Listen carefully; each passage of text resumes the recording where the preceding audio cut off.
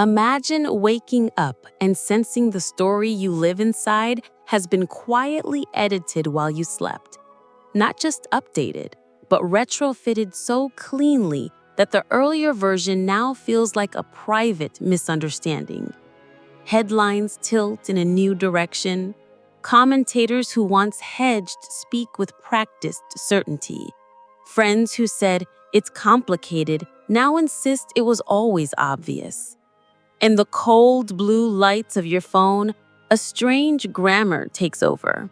Future perfect morality. One day, everyone will claim they had always been against the thing they could not bring themselves to oppose in real time. That feeling, the slow erasure of responsibility, is the doorway into Omar El Akkad's book. It asks us to stand in that gap between what we knew and when we spoke, to look at what we looked away from, and to choose who we will be before history edits our names. It is an invitation to arrive early to our own conscience. Omar El Akkad's "One Day Everyone Will Have Always Been Against This" is a non-fiction reckoning written by a novelist journalist who has spent years inside rooms where power performs goodness. He writes across borders and across roles, carrying the residue of newsrooms, classrooms, and book festivals into a personal account of what it means to witness suffering from the supposed safety of the West.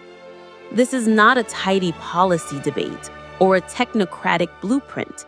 It is a memoir brayed with dispatches about Gaza.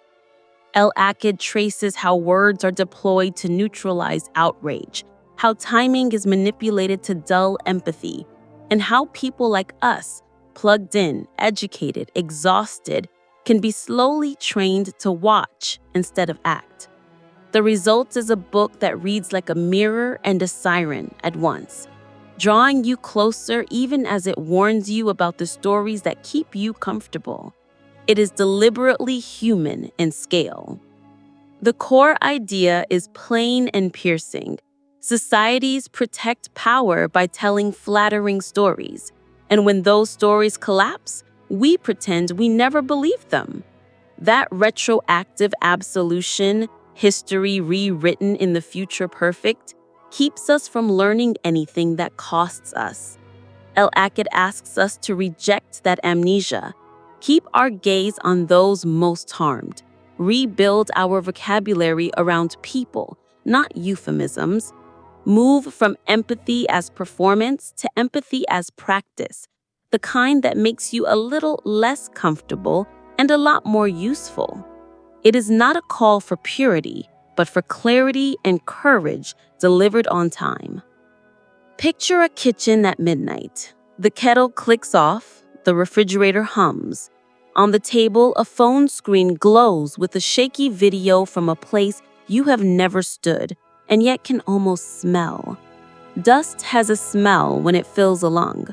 Concrete has a taste when it turns the air to grit. Somewhere, a child's voice asks a question an adult cannot answer. You watch, you listen, and then you scroll past because you have to sleep. Tomorrow you have meetings.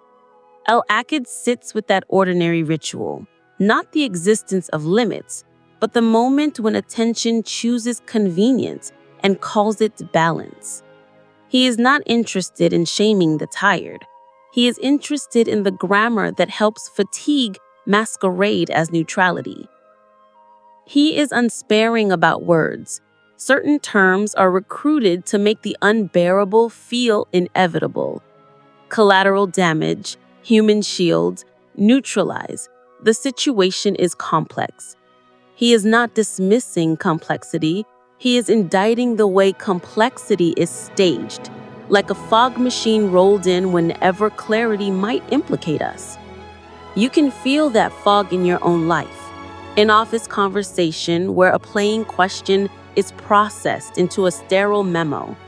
A televised panel where cause and effect are replaced by the idea of both perspectives. A classroom where the assignment is to understand every angle, but name no harm. The book keeps circling the labor of witnessing, especially the courage of people who documented horror under bombardment. In those clips, you can hear a generator coughing in the background, the soft clack of a latch as someone moves down a corridor full of dust and light. A hand trembles as it tries to keep the frame steady, and in that tremor is a truth that no statement can tidy away. These details puncture abstraction. They are not symbols, they are evidence. And yet in comfortable places far from the ruin, proof gets turned into content, shared, argued over, then filed away. El Akkad asks whether we are building archives or alibis. His life across continents gives the narrative an immigrant's double vision. He knows how the West sells itself to itself. Liberty as a brand, fairness as an export, decency as a slogan on a tote bag. In classrooms, newsrooms, and literary festivals, he learned how to sand a sentence until it could be applauded. Then Gaza tore away the gauze. What remained was a severing, a break with the rituals of civility that keep conversations comfortable and people disposable. Neutrality gets a hard look. We love to float above the mess and call it wisdom, but neutrality can be a costume, a mezzanine built by those who cannot bear the scene downstairs. Imagine a balance scale. On one plate, bodies. On the other, a carefully worded statement released exactly late enough to be safe. Which side is heavy? If your neutrality works only when the oppressed stay quiet, it is not neutrality. It is distance disguised as virtue. The book does not scold. It simply holds the scale steady long enough for self-deception to lose its footing. Timing becomes another character. Silence keeps a meticulous calendar. Early silence while we demand more information. Middle silence while we wait to see which way the wind will blow. Late silence when harm has hardened into history and the topic shifts to tone and process. That last phase is the terrain of the title. One day, everyone will have always been against this, because no one wants to carry the weight of their own delay. The pages ask us to close the gap between what we know and when we say it.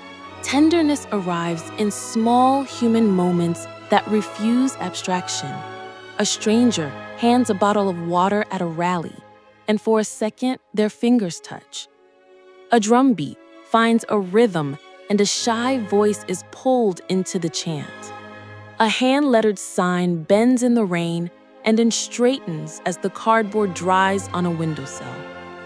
These scenes do not solve anything, but they matter because they insist on the body.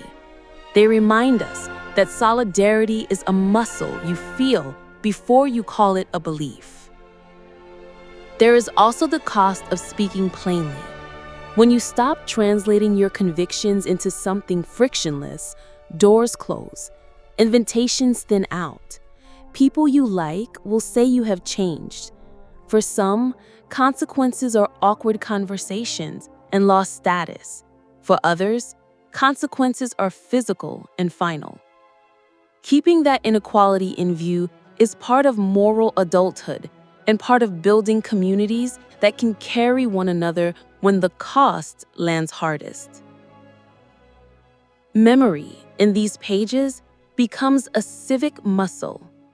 What we remember turns into policy, curriculum, habit. What we choose not to remember becomes permission. The practice El Akkad urges is simple. Name things without the cushioning adjectives. Not clashes, but shootings. Not operations, but shelling. Not regrettable loss of life, but families interrupted forever. Precision is a form of respect and a form of resistance because it refuses to donate the dictionary to power. The histories that surface are brief and sharp. They show how often the West has manufactured exceptions to its own rules and how vocabulary bends depending on who holds the weapon and who holds the wound. This is not a catalog of every wrong, and it refuses the performance of both sides between a boot and a neck. It maps the grammar of power, passive constructions that erase actors, statistics that flatten stories, tone policing that packages terror as etiquette. Once you notice the pattern, it becomes difficult to unsee it. And once you unsee it, the promise of neutrality loses its glamour. For all its fury, the prose refuses spectacle. It reads like the work of someone who has sat with grieving families and will not turn their grief into ammunition. The anger here is not a fire that burns indiscriminately. It is a heat that insists we look at what was already burning and ask how our routines kept feeding it. In that light, anger becomes a form of love. Love for the world as it could be if we stopped rehearsing alibis and started telling truths sooner. The title becomes a dare. Will we be against the thing now before it becomes fashionable to have always been against it? Will our children read our posts and hear excuses or hear a voice? Can we develop a different reflex, not to whitewash the past, but to stain the present with enough honesty that erasure gets harder? The book offers no hero costumes. It offers a habit. Say the thing clearly, stand with people who cannot afford your silence, accept the smaller room that still leads forward. This book is a mirror held up to the West's favorite myth, that our values stay sturdy even when tested by other people's suffering. Al Akkad shows how language, timing, and selective neutrality turn atrocities into policies and witnesses into spectators. He threads Gaza through the argument not as an interchangeable example, but as the case that tore the mask of civility and forced a reckoning with what our words were hiding. The point is not to collect statistics. It is to reset the scale to human weight. Precision becomes a form of respect. Memory becomes a civic muscle. Attention becomes a practice rather than a posture.